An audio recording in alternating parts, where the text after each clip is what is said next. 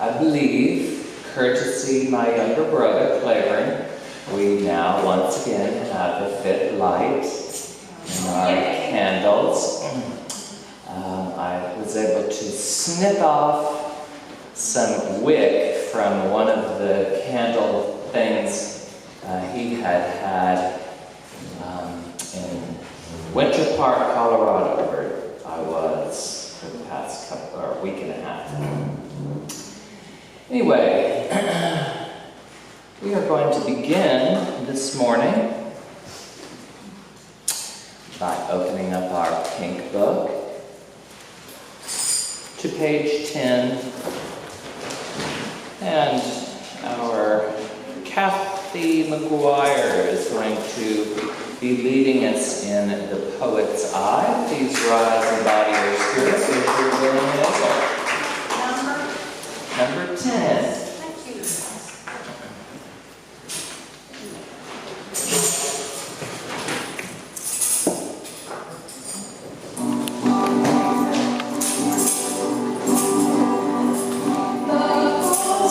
With eye looks down on me, with visions I can see, beyond the sound of sunrise, and says I can be free.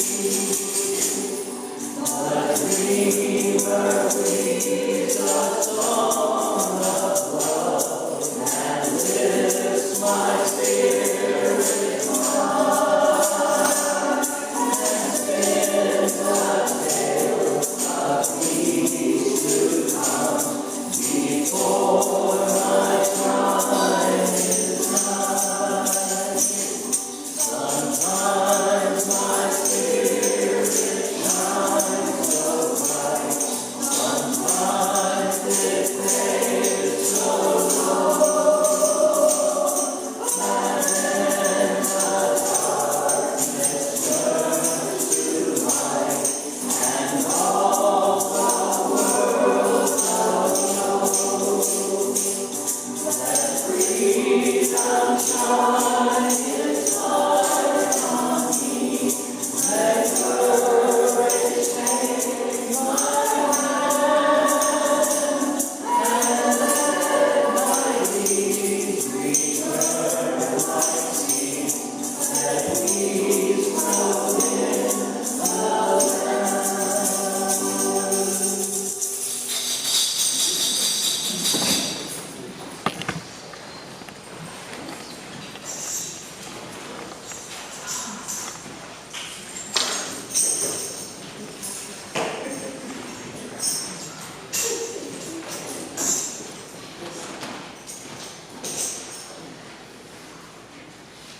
Our opening words this morning are from the Body-Mind Centering work of Bonnie Bainbridge Cohen.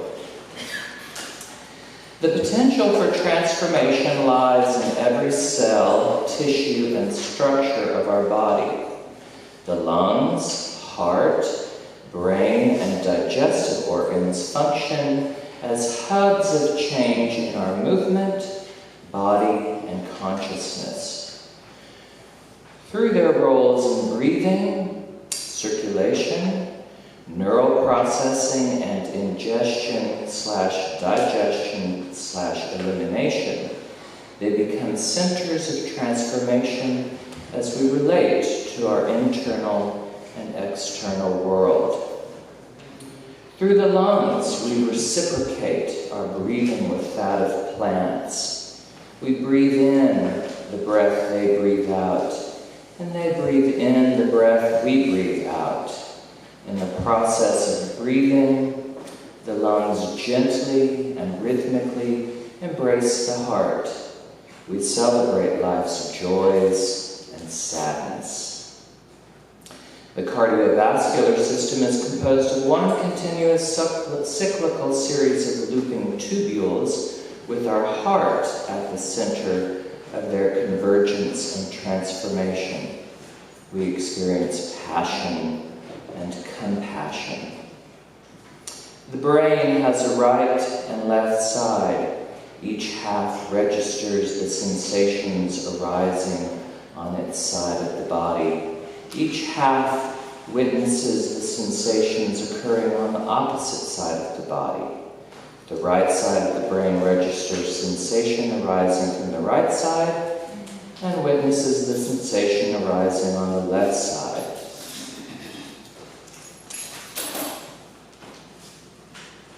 We perceive knowledge and gain wisdom. I'd like to invite you at this point to close your eyes for a moment and consider, as your mind scans your body, where within your organs does your attention gravitate? The brain, the heart, the lungs, the liver, kidneys. Taking a moment to honor that organ that grabs your attention.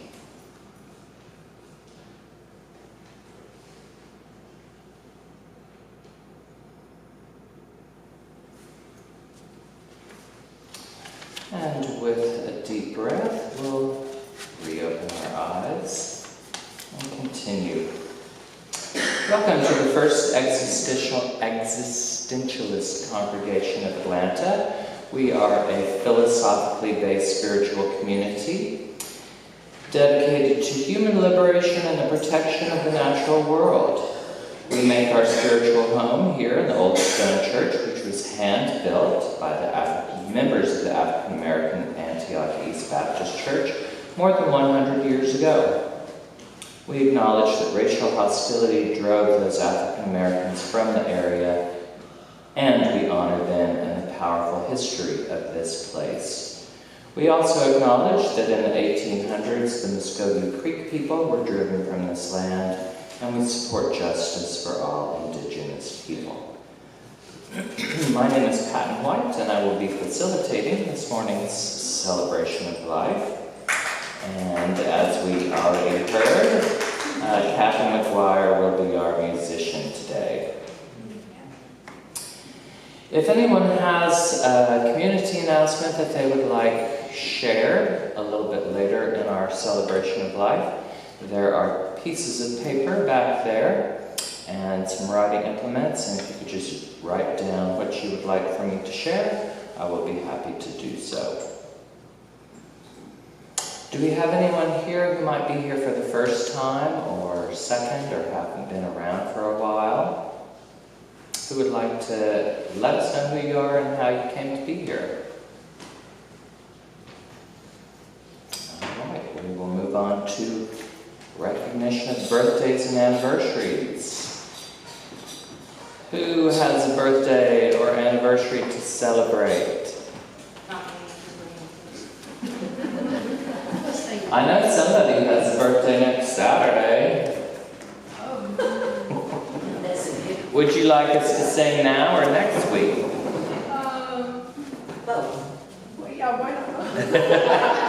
All right, so Kathy's going to have a birthday on Saturday. And we will sing to her. Happy birthday to you. Happy birthday to you. Happy birthday, dear Kathy. Happy birthday to you.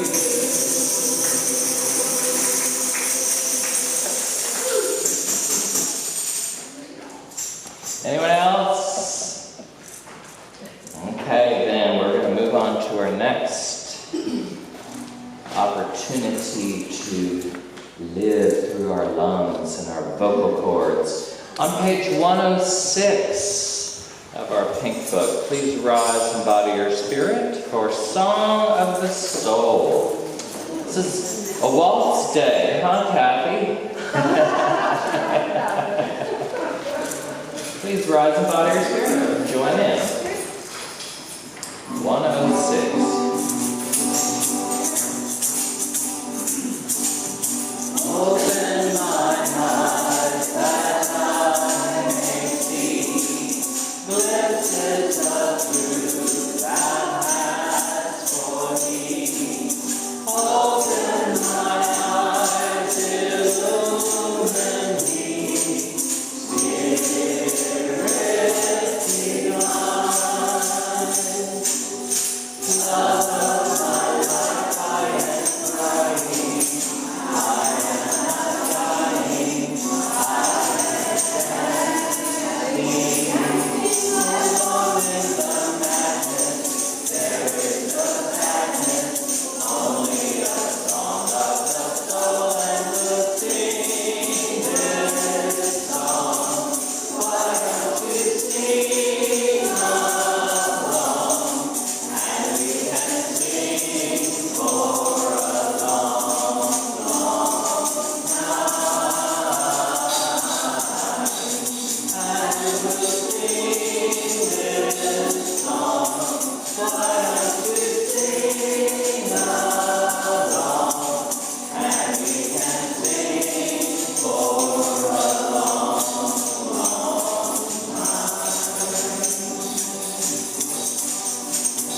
What do you do for your living? Are you forgiving, giving shelter? Follow your heart, love will find you, roots will unbind you. Sing out a song of the soul, and we'll sing this song. Why don't we sing along, and we can sing for a long, long time.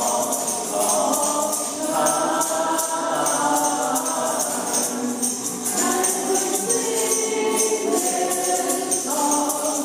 Why don't we sing along, and we can sing for a long, long time. Unto your life like a warrior, nothing will bore you. You can be happy. Let the light into you, and you can feel you. Sing out a song of the soul, and you'll sing this song. Why don't you sing along, and we can sing for a long, long time.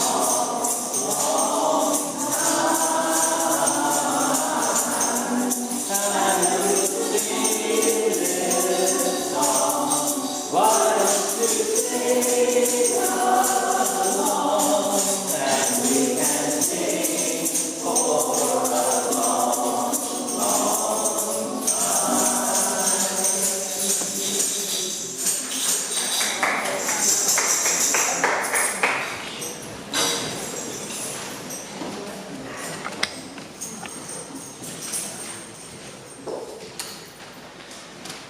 I received a text message last night saying that Marcia was not going to be with us this morning, so we will not have any remarks from our fellowship minister, Marcia Mitchner.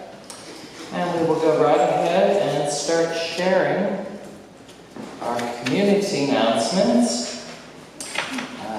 Marcia shared one saying that, as a reminder, our discussion group will be next Sunday following the service. I'm assuming that's the first, or the existentialist focused discussion. We also, coming up this Saturday, July 13th, our annual book and bake sale. We need volunteers for Thursday and Friday from 2 to 6 p.m. and for Saturday from 2 to 4. No additional volunteers are needed during the book sale, which means huzzah for all those who volunteered. Baked goods should be brought on Thursday, Friday, or before 9 a.m. on Saturday, if you were planning on bringing any of those. And books. And CDs and DVDs, puzzles, LPs, VHSs, sure. I have to bring some. cassette tapes. Sure. They're making a comeback. All right, so what if we happen to have a whole trunk full of books right now? You can bring them down, just don't lock the chairs back there in case our renters need them. Huzzah.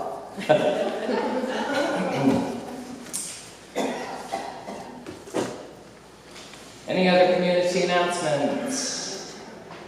All right, then we will go ahead and move into our time of silence. This is a time for us to be in community with one another in silent existence, whatever that means for you. And we do have candles on either side of the sanctuary if you would like to light one.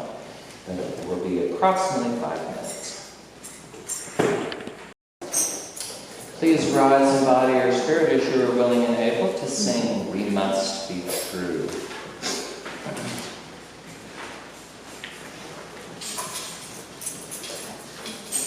Page 94. And this tune is actually an old Welsh lullaby. You may recognize it called All Through the Night.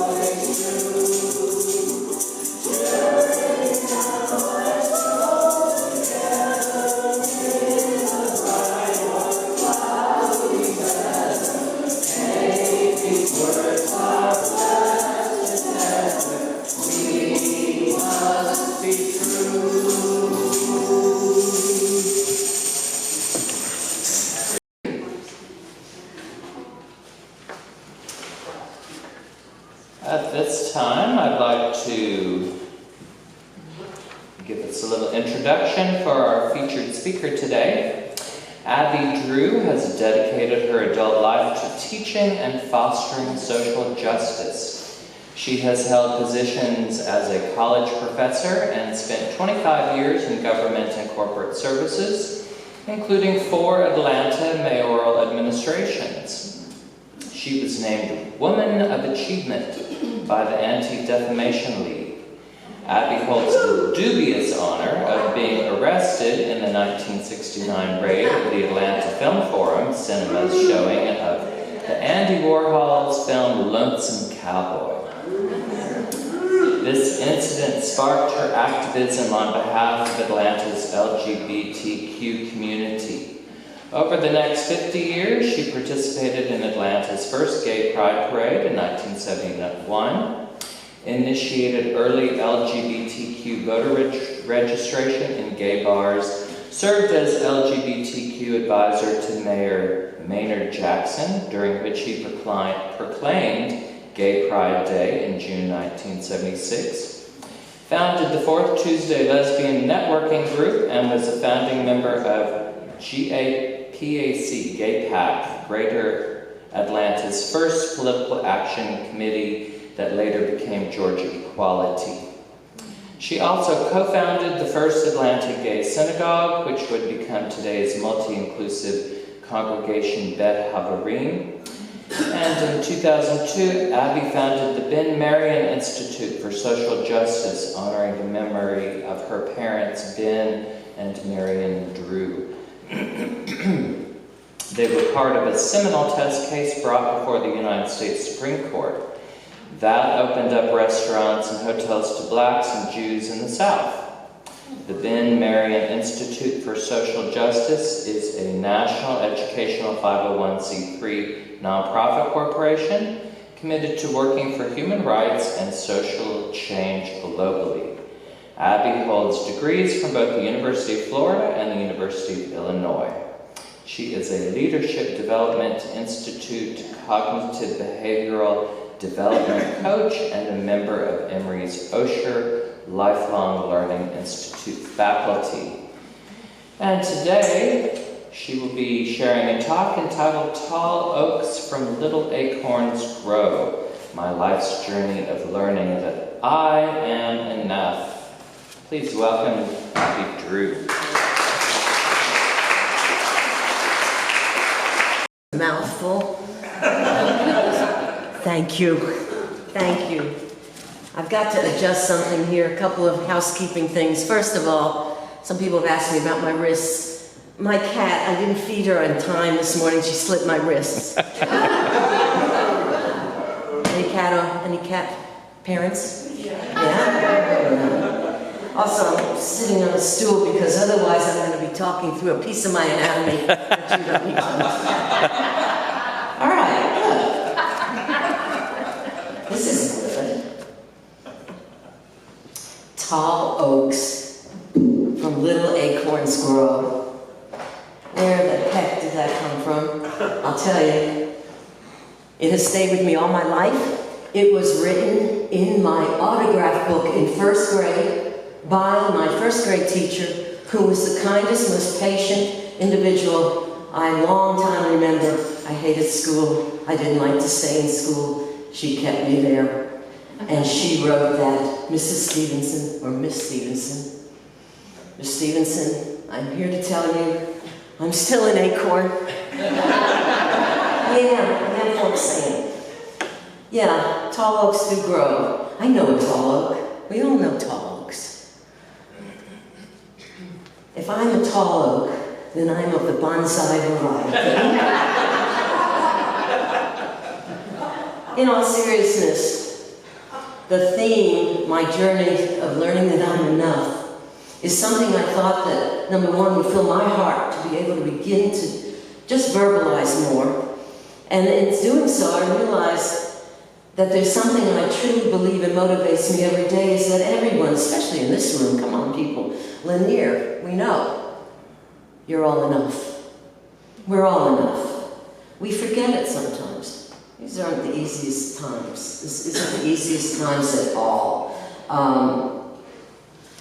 It's an endless journey that started for me in retrospect, and that's why I appreciate even this opportunity to learn more and to get deeper into myself. I'm going to offer to you some early childhood shenanigans that were very meaningful about messages I got, where I got them. So I'm just going to do a few, because there are a lot. And if you go home and do the same list, you're going to be amazed if you follow yourself all the way to now, how much you are enough.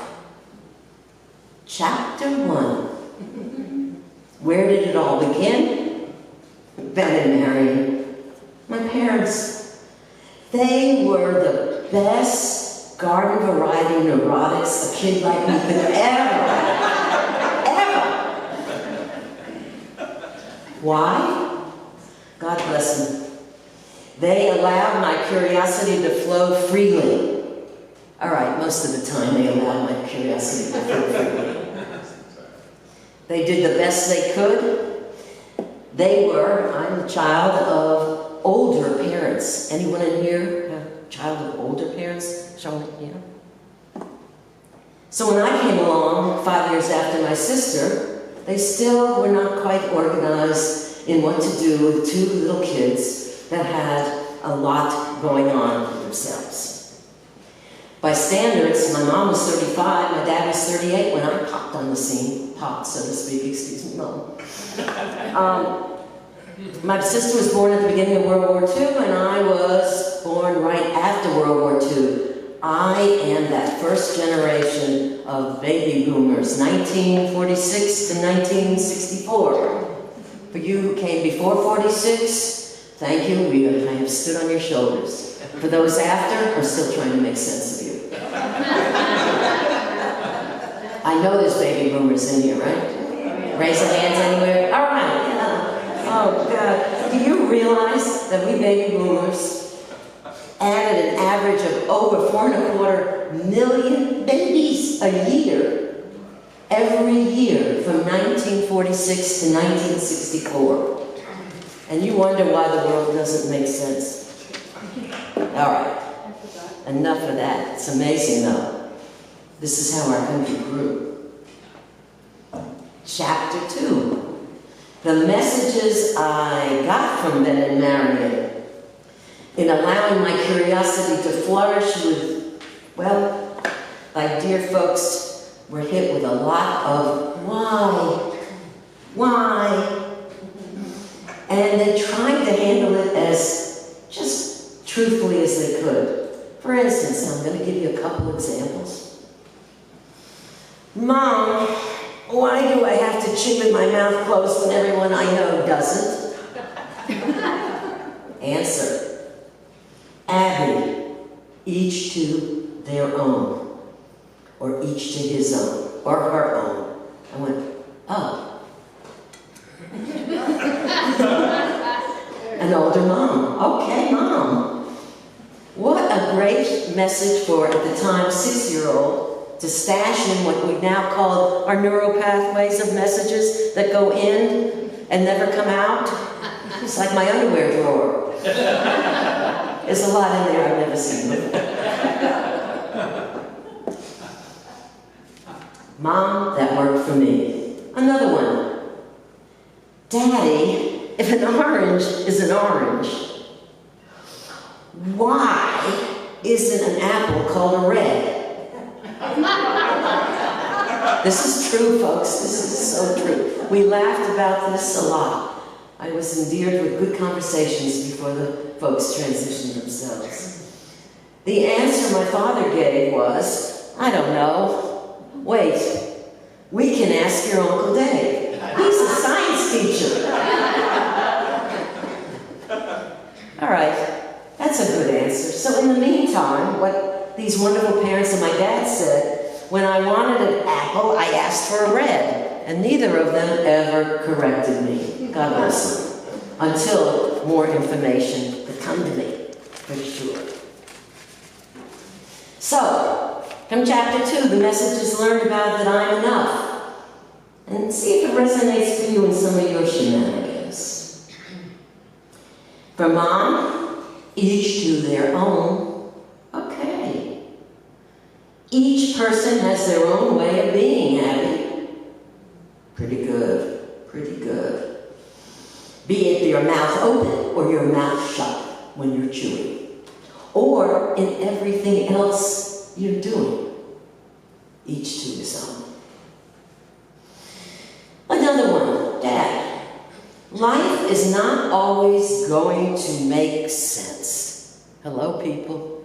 It just isn't. If I stand this way, or I stand upside down, or I look through my legs, or whatever contortion I can still get in, it's not going to make sense.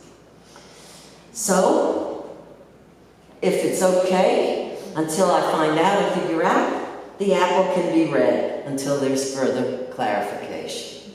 In other words, till I not stress so, answers will come.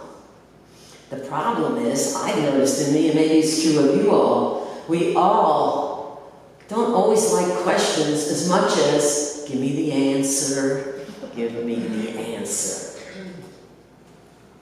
Well, God bless him, it's okay not to have an answer. Because you all can go ask Uncle Dave. All right? Whoever that is. And when Marion and Ben flat out were out of answers, they tried so hard. I was well loved. That's a privilege, I know. We don't all have that. But at the same time, it can be extended in being curious about who else loved us if it wasn't your parents. So when they were down to exasperation, my dad would say, Abby, Y is a crooked letter.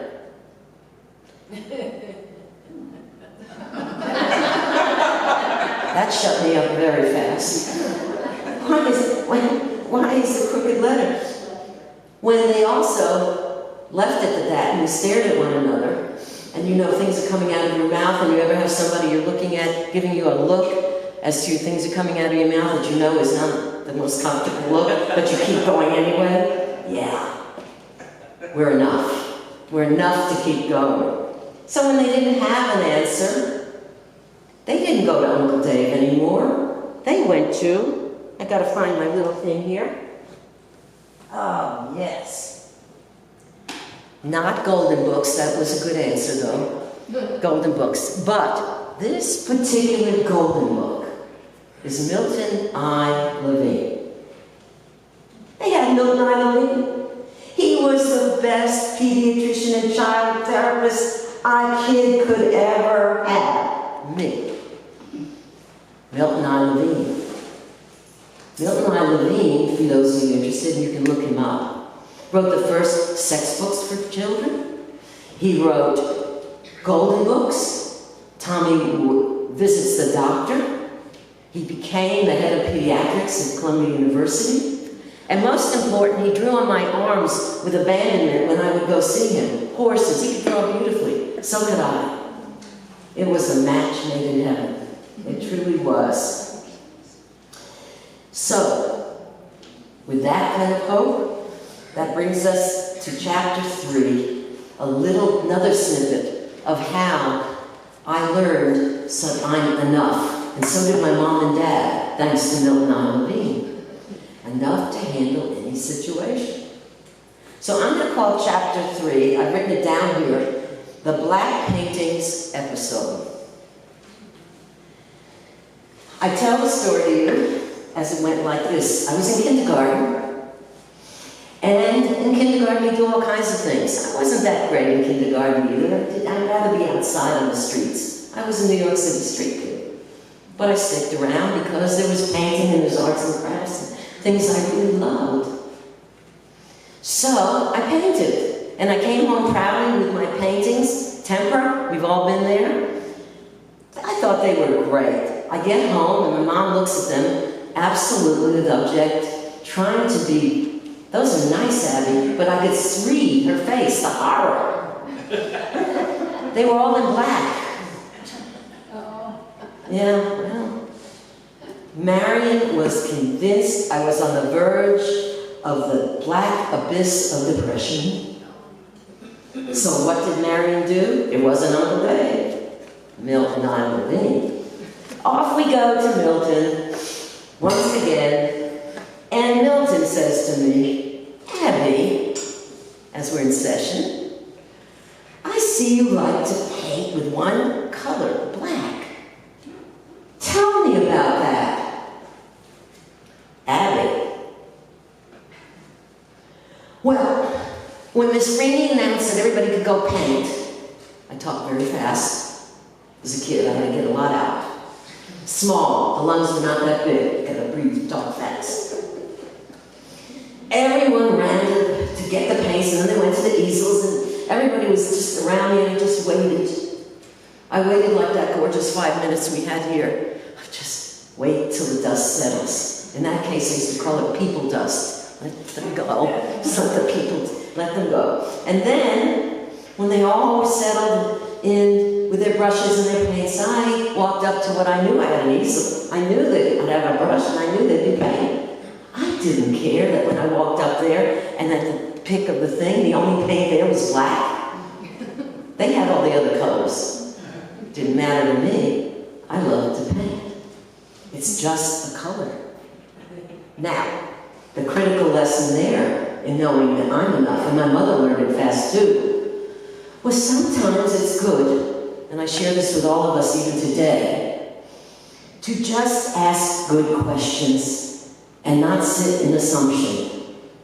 It will make you, number one, more comfortable, more relaxed. Though with my mother, she started realizing it will also avoid having a therapy session bill. If she had just asked me. Okay. Asking good questions is absolutely an amazing good tool in supporting the fact that we're enough to deal with any situation, any situation. Well, those all were cute, and they were challenging, and I was watching and taking in a lot. It might have been my early time of looking at, well, what critical thinking's all about. I didn't call it that when I was, that young. Give me a break. I think that's critical thinking. No, I just looked and checked my head and said, they could have just asked me, and I could have had the afternoon to go to the park. Here comes some more little snippets I want to share with you. The more difficult challenges that I never knew I had in understanding and reviewing that I was enough. Chapter 4, the American Nazi Party comes to PS 77. Now PS 77, if you all were, anyone Northerners know, Public School 77, 86th Street, East Side, same school my parents went to. It was old, and that's where I went to school. Brick buildings. I thought it was a penitentiary, but that's another story we won't bring in here. I was in school, and the next thing we knew, it was almost time to leave. Now back then, even then, when you were in first grade, we didn't get out early. We went from 8:30 in the morning till 3. Penitentiary folks. When it was time to leave, all of a sudden there was a big commotion. Everyone says, kids, stay where you are. Now that is not what you tell Abby. Make your own kind of music, right, Kathy? Make your own kind of music. I'm thinking, they're screaming out there. I'm going to sit right here and be a boob in a boobs game? No. So while we all heard it in what was considered the auditorium on the 3rd floor, I kind of got out of my chair and went over to where it said exit. And I was no fool. I wasn't going out in commotion, but I wanted to see what it was. I didn't want to be a sitting target of anything. I was a street kid. I go in the stairway and I look out the windows, the same old windows that my parents had looked out when they were in school there, standing on the same old wooden stairs. Those were something. Schools with wooden stairs. That's another story. But all of that stays in my memory when I think about what I saw. I looked out the window, and what did I see? I saw in the courtyard of the school, which New York, it was all concrete. We had courtyards. It was our playground. There was a wooden wall with doors that opened up onto the street, but there was no roof. That's where you played. The doors were open, and about, I don't know how many, it seemed like a lot to a little kid, but maybe about 10 Nazis. Remember, this is early 50s. If you were little kid in New York and other places and you were Jewish, you knew a Nazi. Most of your family had been, lost. And they were around. Norman Lincoln Rockwell, the real guy, was there, and his men marched in a circle, and they were congregating to plan a parade down 86th Street. Interesting, they were allowed in the schoolyard. I finally understood this. I watched it. Why? The doors were open, the old doors, and let them come into the schoolyard. And there were policemen. Yeah, there were some policemen. Some good Irish cops that didn't care for them either. And they were outside with their hands behind their back, with the doors kicked open, and just standing, letting them be in the courtyard. Well, I look up, and across the street is a brownstone, like many in the whole street, up and down, 87th Street. Out pours wonderful, spirited, older Polish women. And some men were at work, and they had broomsticks, and they had all kinds, God only knows what they had. Rolling pins. I remember they had a lot of things that were wood and sticks. There were no guns. And I came to understand later that what they were people who said never again. 1939, we lost our family. They knew Hitler's invasion of Poland, and that was not something they were going to forget. Down they come, and the police let them in that courtyard, and they beat the living dickens out of those 7 or 8 men. I know. They didn't let any of us out of the school. I think I was the only one that witnessed that. Ever. And the message learned for me, and it stays with me to this day. There are many, many things in life that will make no sense to me, that are far scarier or far more confusing than an apple being called a red, or chewing with your mouth closed or open. That was really something more to begin to process. I will remember that all my days. And I'll show you something, my other little thing here. Let me see, there. Excuse me while I go in the basement. I'm back. A doorknob. Ladies and gentlemen, sweet friends here. And Lanier, I know you're laughing. When they tore down PS 77, I had a friend named Patty Levin who didn't live far. We went to school together. And they were tearing it down, and they were auctioning off some of PS 77 stuff. Guess what I got? She went and got it for me. A doorknob from the front of the school. I have kept it all these many, many years. Wow. Yeah. It's amazing how old my parents touched this. My parents went inside with this same one. So, the way we remember things, again, this wasn't the most horrible thing. Remember, there was Milton I. Levine in my case. Yes, I was privileged. I got to talk to him about it. I took it in and we went on.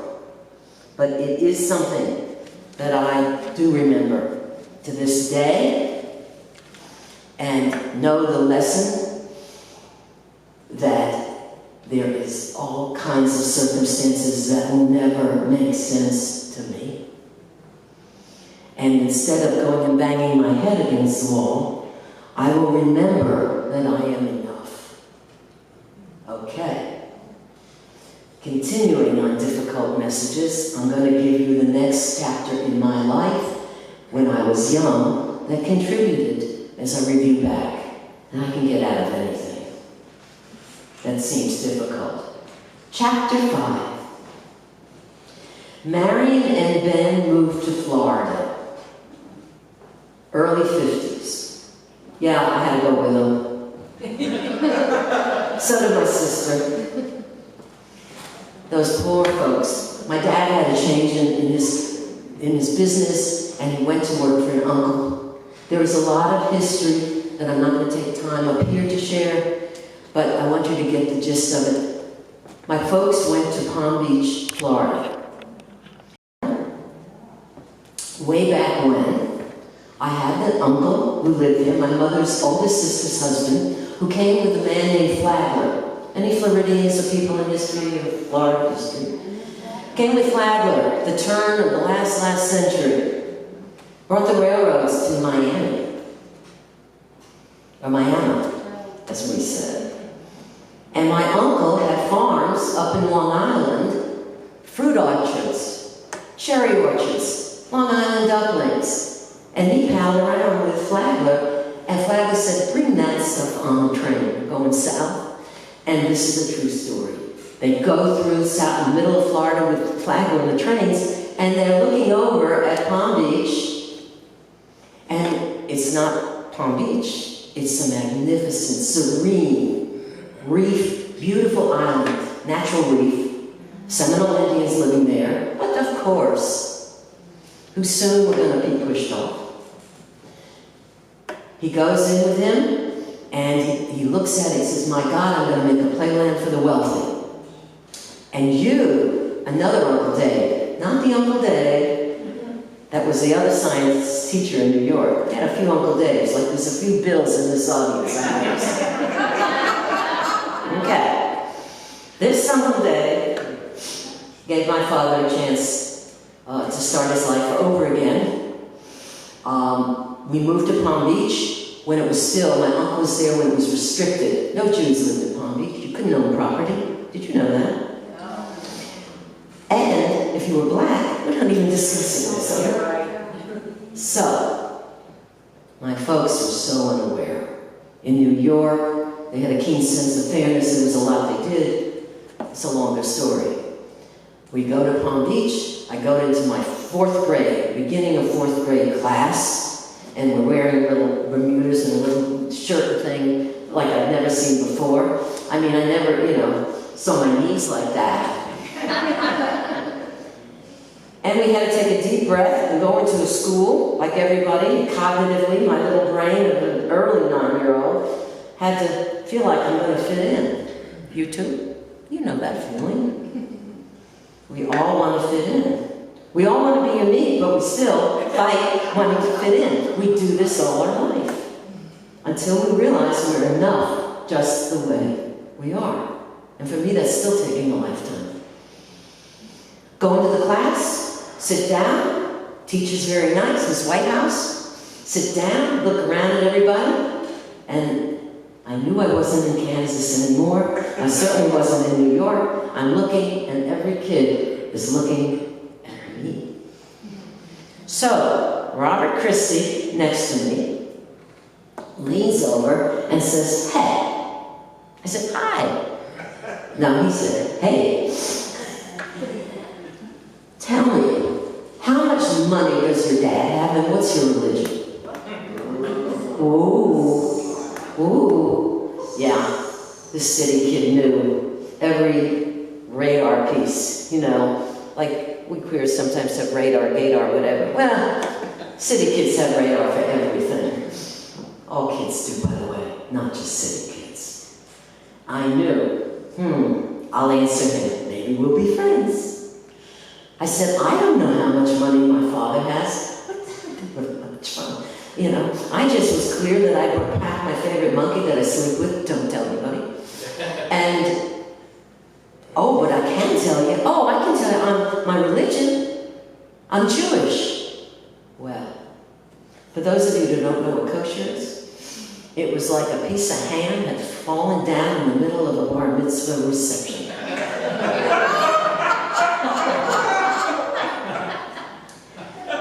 He said, he didn't say you're Jewish. He said, you're a Jew?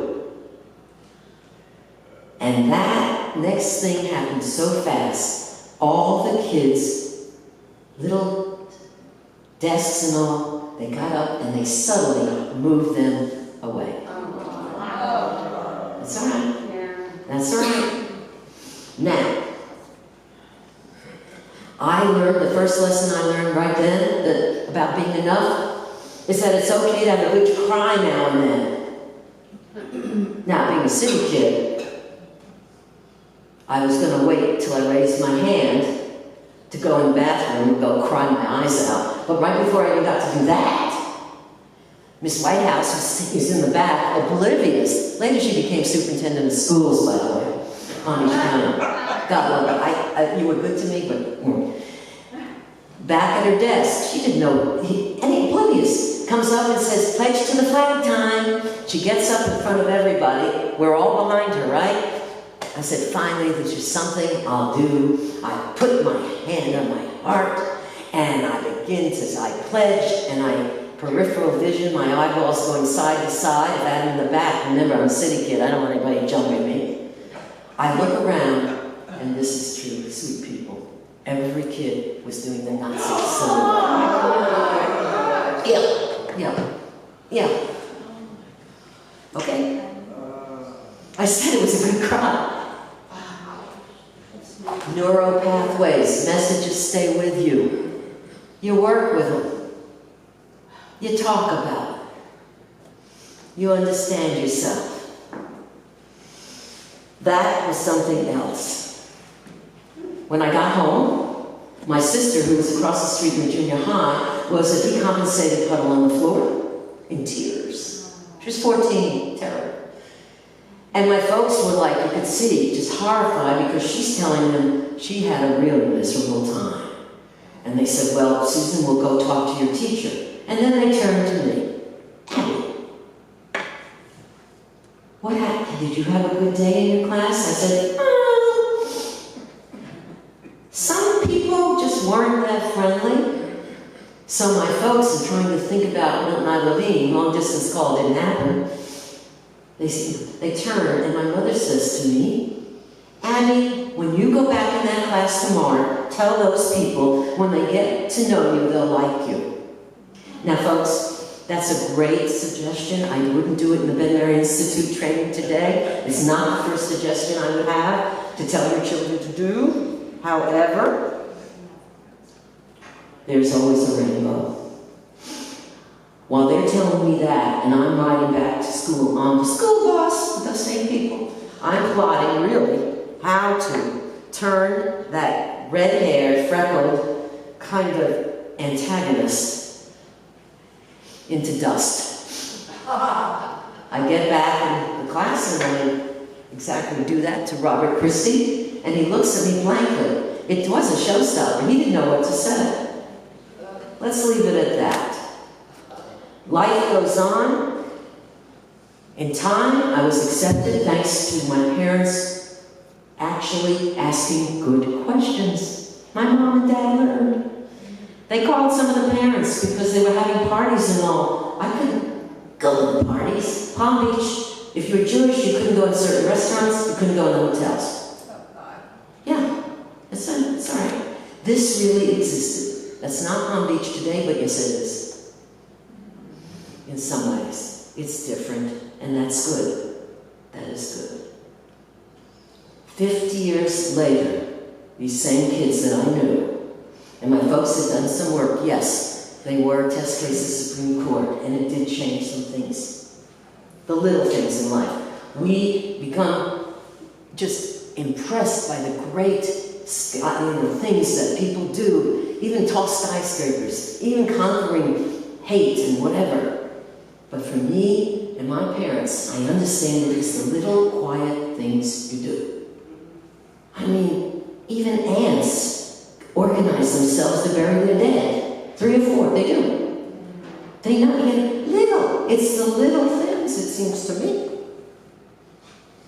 50 years later, I went to my elementary school reunion back in Palm Beach, and everybody went back to that public school. It's still there. Who were still there. Now, it wasn't a big school, okay? There weren't hundreds of kids, there were 20 of us. We grew up all together, just about 20. And I invited them all back to Atlanta here for a reunion here. 50 years later, those that could come came, and at my dining room table, they apologized. Wow, good. So, what is the message there? And that I'm enough? I learned I was enough to forgive. even though I had it inside all those years growing up with them. And we talked about, how did this all happen? How did this happen? They said, oh, it was our parents. Our parents. Those were the messages we got. 50 years. They had time to learn that they're enough to make their own decisions, and many of them became good critical thinkers too. So, I don't give up on people, miracles happen. That's one. Okay, last. You're so attentive. I'm very touched, I really am. I'm touched to be here. Lanier would listen to some of my shenanigans a long time ago, and those are other stories. Chapter 6 in Learning I'm Enough. Vista volunteer. Volunteers in Service to America. I had the wonderful opportunity of being able to be the first of 9 Vista volunteers in this country, the Domestic Peace Corps. Why was it formed? It was formed because it was in the middle of the time in the 60s of integration, segregation, integration, things happening. And my job was to live in the black community and to take the little kids in the community, they call them colored, off to school. I'd take them, walk them to school, pick them up at the end of school, and go home, and then first do their lessons. Why? Folks, a piece of our history, again, forgiving, our federal government knew when integration happened that those little colored kids, those little chocolate black kids would go into the school, and the schools would very much say, oh yes, we comply with the law, integration. I did this in Alachua County, Florida. Middle of Florida was very, very, very difficult and hateful in many ways. It wasn't just Mississippi, Arkansas, everywhere. They knew that those children, when they got into the class, they put them in the back row. All right, back row. I was very short, I was sat in the front row, but we all got a turn. I learned another lesson that would really have impacted myself. Those kids were ignored. And I learned that never should anybody, any children, and even this little Jewish girl, ever be made to feel invisible. I'm enough. I'm enough. Ever, ever. That, again, as I said, I will never give up. Never and never give up. Great change takes time. Change is slow. I know this in the work that I committed to from that point. I knew that I'd always be involved in what made sense. The red went with me a long way. So when it made sense, I could do something that felt meaningful. I wasn't paralyzed. So what I could do, I kept going. And then you get this resume that was read and took up so much time, and I'm sorry. However, let me share with you that I grew up in a home steeped in Jewish values. Jesus was a good Jewish boy. He was. He probably had neurotic parents too. The actual teachings, in his mind, he understood what a red was. Lanier, stop laughing. The Jewish values, honored and practiced, follow the lesson from the Talmud. Talmud is a body of work of Jewish civil and ceremonial procedures, different things. It was written in the 2nd and 5th century. It had its merit, but, 2nd and 5th century. But this is very timely for 2024, and simply I want to read to you something that my parents abided by, and I learned, and I still say to this day. So, let me read this to you. Do not be daunted by the enormity of the world's grief. Do justly now Walk humbly. How? You are not obligated to complete the work, but neither are you free to abandon it. For me, and for everyone that participates and sits in these walls, we all do this. So you want to wonder if you're enough? You're enough. I'm enough.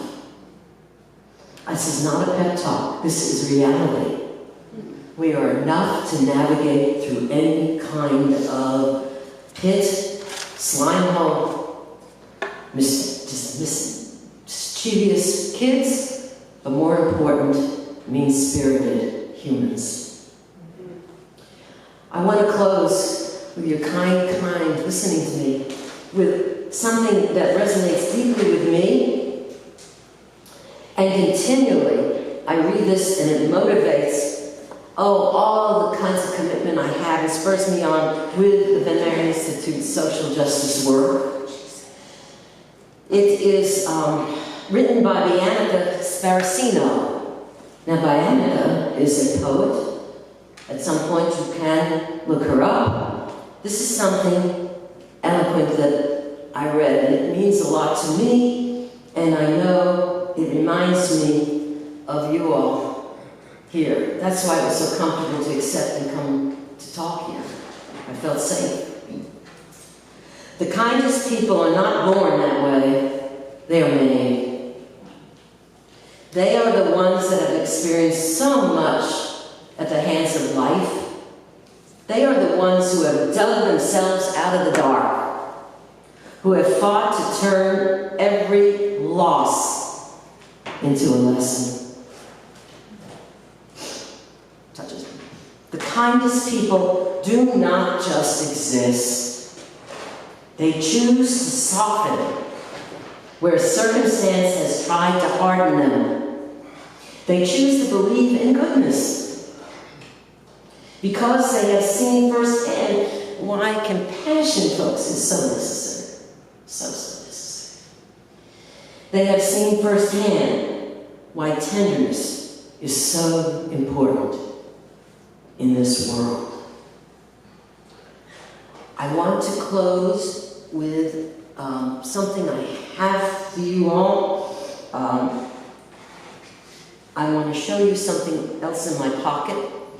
Yeah, I carry around odd things, I know. An acorn. I keep an acorn in my pocket since I was a little kid. Because even back then, I was very proud. That woman was so loving to me. Tall oaks and little acorns grow. And I remind myself every day that I'm enough as an acorn. And I want to offer you all something. And with your help, Susan, and over here, tell me your name. I'm sorry, I didn't like to say it. You? Your name? Okay. Okay. I have here for you, each can pick one out. Can pick two out. I have handmade saddlewood acorns. And these have been made by hand, and they have, you can put something in here. You can even just put it up to your head and a thought that makes you remember you're enough. I get very touched about this. Please know we are enough. We are so enough. So there's no more hand-wringing, no more just staying alert, looking at all that doesn't make sense and navigate with what does make sense to you. Thank you so much for this time. Thank you.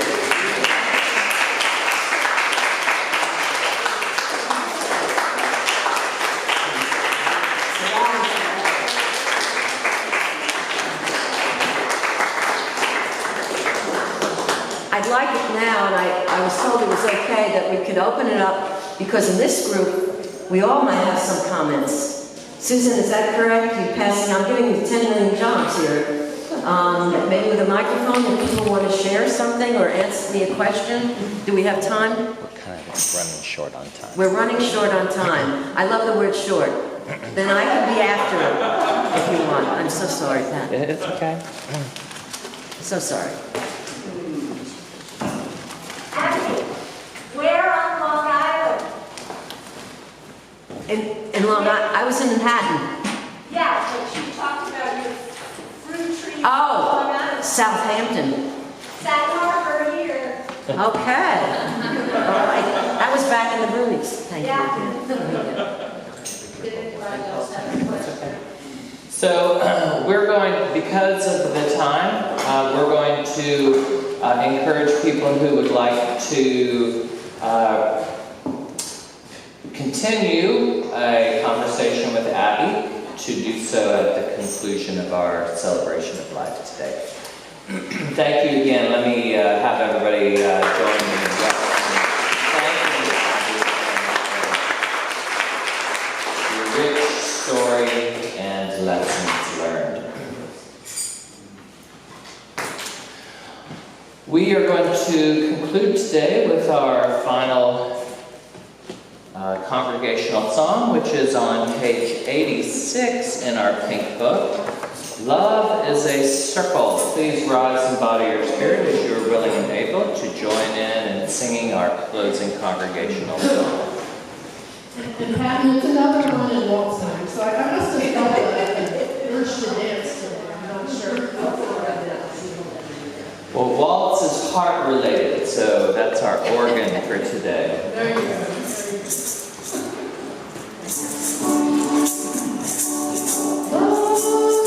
Circle round and round. Love is up and love is down. Love is inside, trying to get out. Love is whirling and whirling about. Love is a circle, it knows no bounds. The more you give, the more comes around. Love is ours alone to give. It lives in us, it's beautiful. Love is a circle trying to bend. Love is pieces trying to mend. Love is darkness waiting for light. Love is power and love is might. Love is a circle, it knows no bounds. The more you give, the more comes around. Love is ours alone to give. It lives in us, it's beautiful. Love is the laugh, love is the look. Love is the chance somebody took. Love will hide, love will show. The more you give, the more it grows. Love is a circle, it knows no bounds. The more you give, the more comes around. Love is ours alone to give. It lives in us, it's beautiful. Love is a circle round and round. Love in corners of squares can be found. Love is reaching, spreading its wings. Love will dance and love will sing. Love is a circle, it knows no bounds. The more you give, the more comes around. Love is ours alone to give. It lives in us, it's beautiful. Thank you all for joining us today, and we hope to see you next week. Have a great rest of your day and week.